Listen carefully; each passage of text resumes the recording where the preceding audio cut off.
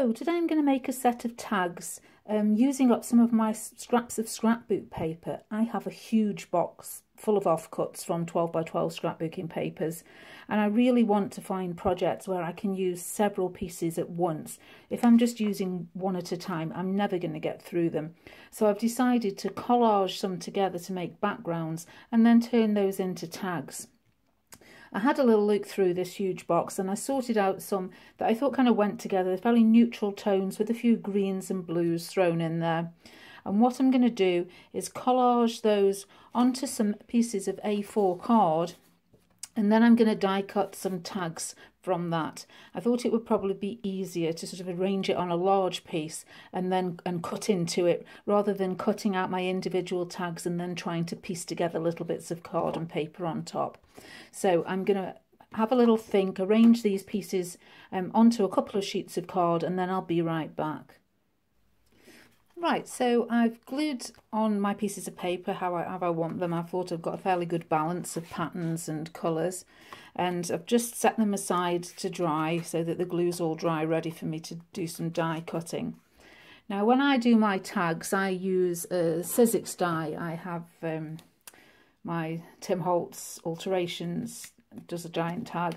If you don't have a die, you can just cut a tag out with a trimmer or use scissors. I like this one. I use this one all the time. Obviously, to fit through my Big Shot machine, I need to cut down my base collage paper first. So I'm just going to decide roughly where I want to place this and cut these down into more manageable sizes, ready to go through my die cutting machine. So I've now cut those down into 6 pieces, and I'm going to go ahead and die cut some tags using my Big Shot and my Tim Holtz die. So just placing my piece of collaged cardstock onto the die, and then I'm just going to roll it through.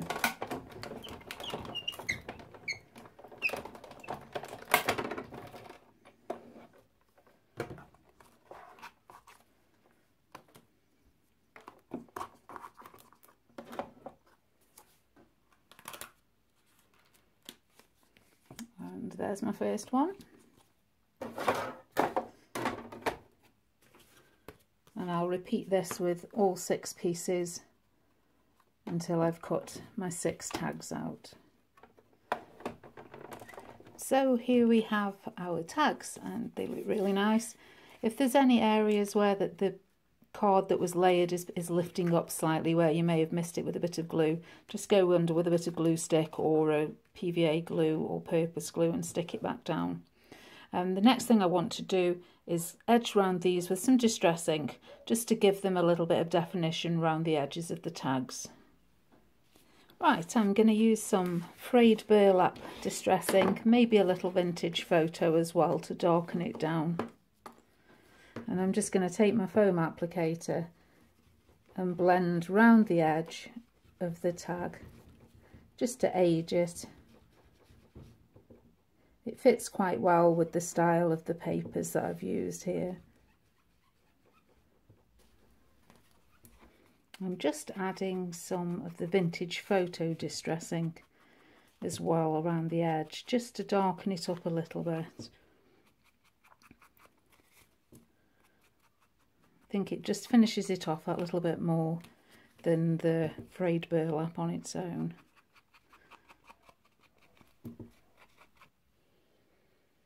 So now I've stamped my sentiments and I've trimmed them to size and added a little of the vintage photo distress ink around the edges. The stamps I've used are just a selection in my stash. I'd got this set from Hampton Arts, I believe. Hampton Art, yes, which had got some friends, sister at heart, partners in crime, a good friend knows all your secrets, a best friend was there when they happened. I thought they were quite nice. I've got this set of definition stamps from Lindsay Mason Designs, which has the definition friend, a special person who one feels attached to and who makes life happier. And for anybody who's in the UK, the current issue of Making Cards magazine has some free papers and this set of stamps as a free gift on the cover. And I've used the Good Friends Cheaper Than Therapy and Friends Are the Family You Choose. They're really nice. And my final stamp that I used was a wooden one I've had for years. This was, I think, from Trimcraft, Duffcraft, which says, of all possessions, a friend is the most precious. So I've found some sort of buff coloured card, and I've stamped them all with black ink and edged them with some distress ink just to tie in. And now I'm going to glue them into place and glue my paper dolls into place now that I know where they're going to go.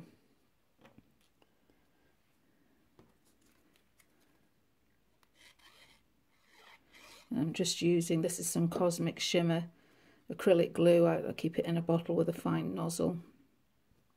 Perfect for attaching little things like this, and it dries really quickly.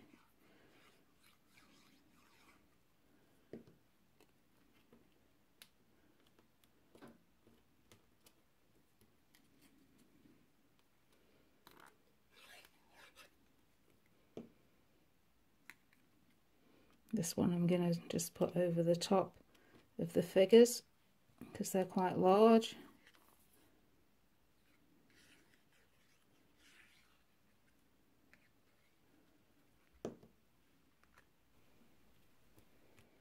And there we have it. I think I'm going to add a little bit of ribbon or some fibres to the top, but essentially these are finished for now. And I think it's a nice way just to use up some of these odds and ends of paper that we all end up with. We don't want to throw them away because they kind of just, they might come in handy, but this is used quite a few, and I'm really happy with how quick and easy it was to do these. I like the paper dolls with these friends quotes. They're really, they work well together. So I'll just go and find a little bit of ribbon, and then I'll be able to show you the finished things. And here we have the tags finally completely finished. I got some seam binding ribbon, and I just used some distress ink to colour them. I've done 3 with cracked pistachio and 3 with the frayed burlap. Just smooshed a bit of ink on my mat, spritzed with some water, and dipped the ribbon in there, and it's just added enough colour. Really pleased with how these turned out. Hope you enjoyed this brief tutorial on how to make them. If you did, as always, I'd appreciate a thumbs up. Thanks so much for watching. See you again soon. Bye.